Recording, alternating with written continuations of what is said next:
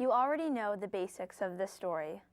On April 20th, 2010, a British petroleum oil rig exploded, resulting in an underwater oil spill that invaded the Gulf Coast for 3 months. 11 platform workers were killed, and 185 million gallons of oil spilled out into the Gulf of Mexico, creating the largest marine oil spill in history.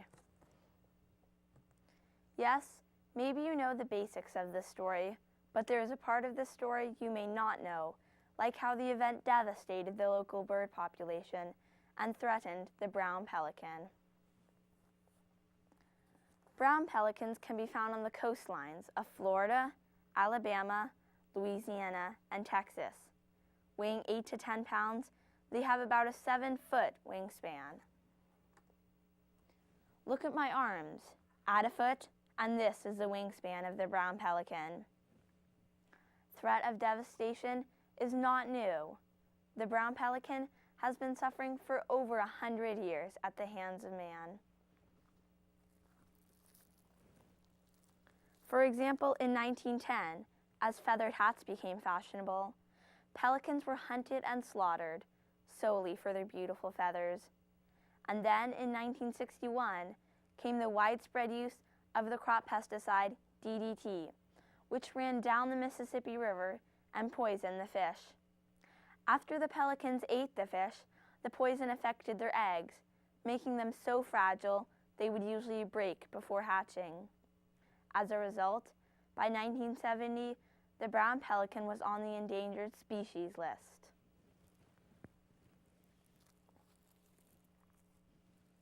Just 1 year ago, after 39 years and enormous repopulation efforts, these birds were finally taken off the endangered species list.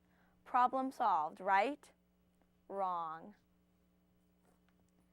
Sadly, just 5 months after being removed from the endangered species list, the BP oil spill hit the brown pelican and hit it hard. Harder, in fact, than any other bird in Louisiana. Why was the brown pelican so badly affected? An average bird feeds while swimming on top of the water, and here is your average bird, swimming in oil. Brown pelicans, however, fly over the ocean, and then, with their keen eyesight, dive under the water for their food. Imagine the poor pelican that dives completely under the oily water, immersing himself from head to toe. Here he is, completely covered in oil. See how his wings are all matted together? The oil is a gooey caramel, sticking their feathers together like tar. Plenty of oiled birds like this one never make it back up to the air. Their wings are like lead weights. And remember, for every adult pelican that was oiled, died, or rescued, their babies were left back at the nest to starve. This is an actual brown pelican egg found in an abandoned nest in Louisiana after the oil spill. This is just one of the many found that never got the opportunity to hatch. So, what's being done to help? The story of the brown pelican has touched many people, including 11-year-old Olivia Bowler. She started crying when she realized the birds were dying, especially because she spent vacations with her grandparents on the Gulf Coast. Even though she's only a child, she decided to put her artistic talent to use and started selling her bird paintings to raise money for the cleanup efforts. Her work alone has inspired nature lovers to donate nearly $130,000.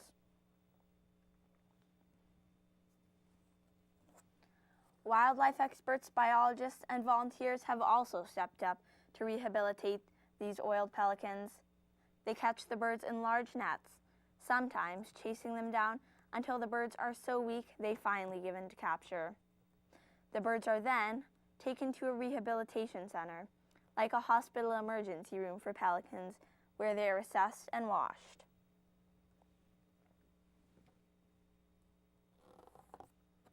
Washing takes 30 to 40 minutes and uses 4 full bottles of Dawn dishwashing soap per bird.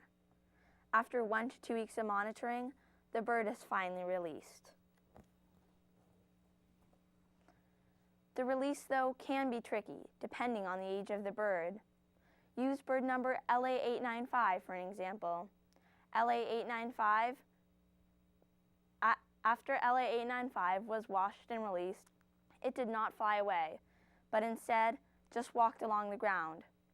The biologist's first thought was, what if the bird missed the critical period in his life when he would have learned how to fly? The average age for first flight for a pelican is 75 days, and the oil spill occurred at the height of the nesting season, right when the pelicans should have been learning how to fly. Fortunately, LA895 did end up flying. LA895 was a success story.